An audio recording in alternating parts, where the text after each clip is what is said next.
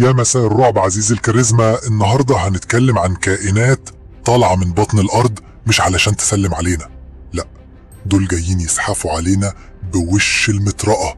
ولو فاكر ان الدوده كائن بريء استنى شويه، هتغير رايك بعد الفيديو ده. اوعى تلمس، اوعى تقطع، اوعى حتى تقولها هاي، لانها ممكن ترد عليك بسم قاتل. في قلب ولايه تكساس، وبالتحديد في دالاس فورت وورث وهيوستن، حصلت امطار غزيره. الناس كانت فاكره انها هتشرب شاي على البلكونه وتفرح بالجو، بس اللي حصل ان المطر جاب معاه ضيوف تقال اسمهم ديدان المطرقه السامه. والله ديدان بطول ممكن يوصل ل 30 سنتي، يعني مش دوده صغيره ماشيه على استحياء، لا، دي داخله كانها بلطجي الحديقه، وشها عامل زي مطرقه وبتتحرك كانها سلايم شرير، وبتهاجم ديدان الارض الطيبه اللي كلنا بنحبها. السكان قالوا ايه؟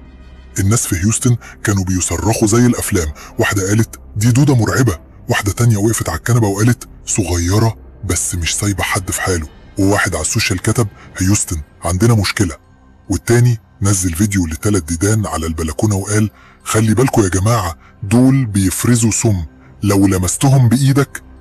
طب ايه الخطر؟ بص يا صاحبي، الديدان دي مش هتعضك ولا هتديلك طلق ناري، بس جلدها فيه سم اسمه تترودوتوكسين، ده ممكن يعمل طفح جلدي او حكه جامده لو لمستها.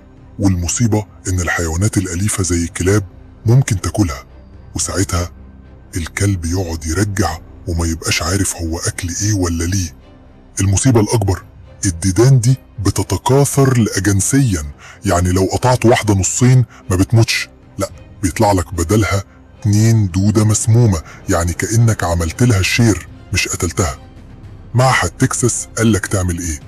ما تلمسهاش بايدك، استخدم مناديل او جوانتي، حطها في كيس بلاستيك ومعاه ملح او خل، او فريزها في كيس محكم علشان تموت. ليه طلعت اصلا؟ الخبراء قالوا ان الارض اتغرقت ميه من المطر، فالديدان طلعت تدور على هوا وفرائس. يعني حتى الديدان بقت بتدور على عيشه. عزيزي الانسان الجميل، مش كل دوده بريئه، ولو لقيت حاجه بتزحف في وش المطرقه اوعى تعمل فيها البطل ولا تقطعها عشان تطلع لك عصابه كامله. احنا في عصر الكائنات الغازيه يا كاريزما، فخليك صاحي وخد بالك من شرافتك، يمكن تكون المعركه بدات وانت نايم. لو عجبك الفيديو دوس لايك واشترك في القناه يا ملك الكاريزما، وفعل الجرس عشان يوصلك كل جديد عن غرايب الكوكب اللي بيقلب يوم بعد يوم.